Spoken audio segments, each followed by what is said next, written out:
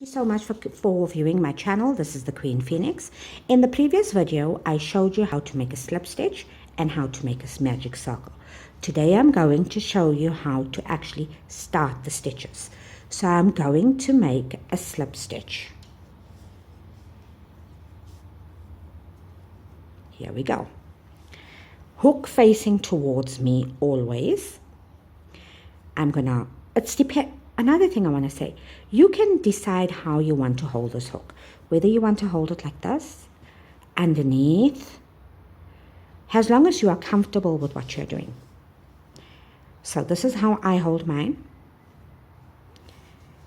Non-working tail, working yarn. I'm going to put the working yarn on top, hold my tail, and I'm going to pull this crochet hook to my right.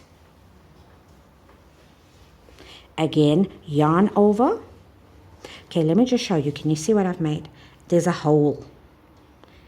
So when I go over, yarn over, and I pull through. I'm going to show you from the side.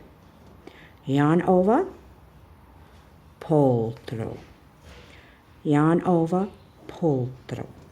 From the front, yarn over, pull through. Again, yarn over, pull through. That's as simple as it is. Yarn over, pull through. Yarn over, pull through. Right, so this is the front of it.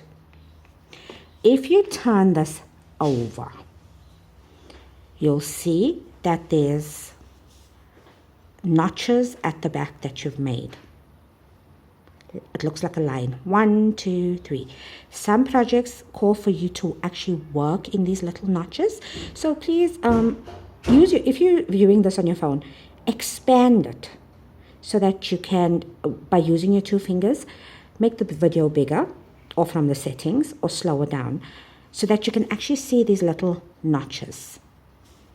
And this is the front part of it. I will get you on the next video. Thank you.